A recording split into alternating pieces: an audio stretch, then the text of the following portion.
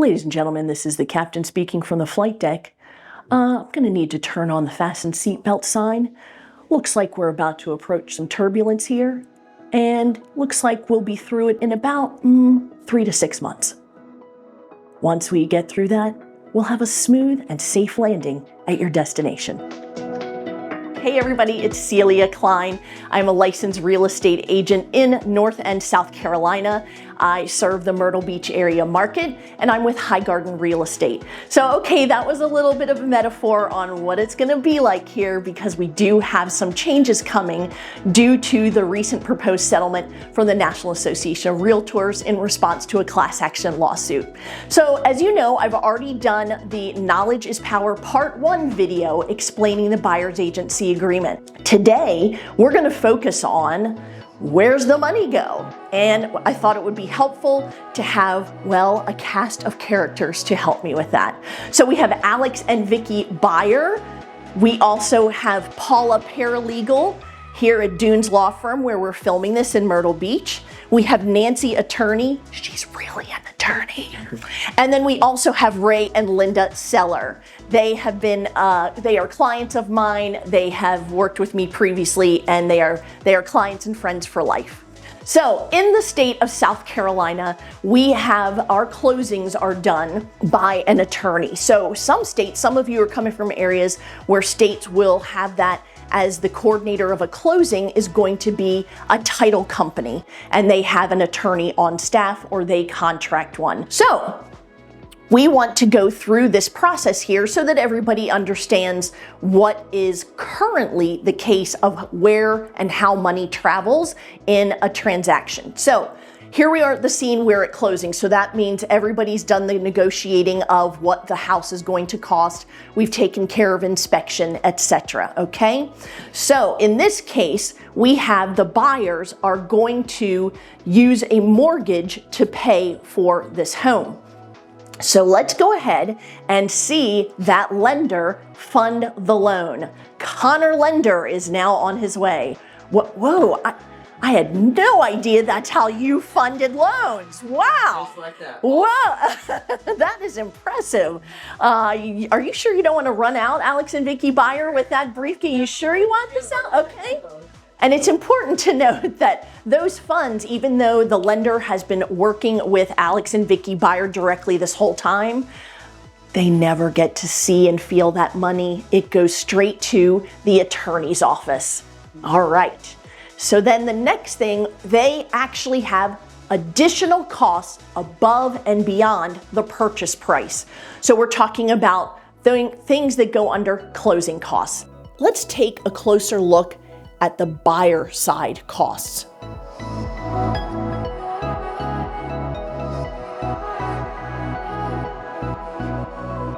So they had to bring their own money directly to the closing. Typically people do that as a wire or maybe a cashier's check, however the attorney accepts the funds. So Alex and Vicky Buyer, it is now time for you to show them the money.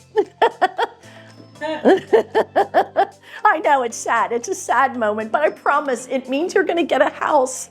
Oh, Vicky is looking so sad, so sad. Oh my gosh. So now that all the monies are at the attorney's office throughout this entire process, Paula Paralegal, who's probably the most important one here at the table, is the one that puts together the equivalent of the balance or accounting sheet to say where these funds go. So you're going to have a seller side of a settlement statement. Also, some people call that a HUD-1. I refer to it as a settlement statement. And then we're also going to have the side that's going to talk about the buyer's costs, okay? So this is very important because before, and I know over here, Ray and Linda Seller, they are eager to get all of that. But womp womp, they've got costs too. Okay, now let's pause and break down the list of seller side costs.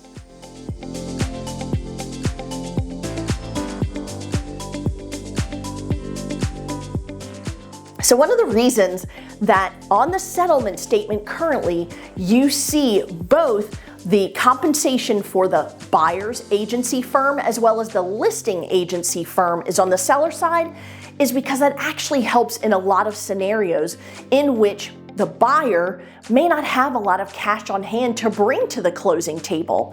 And in this way, those fees can be folded into the purchase price. All right, so now the attorney, usually it is on the buyer side that is creating that settlement statement and is the one who is getting out those bills to people. And so in this case, she has divvied that out. Now, we also want to talk about the world of commission. As we do it now, the seller takes money out of the proceeds of the purchase price.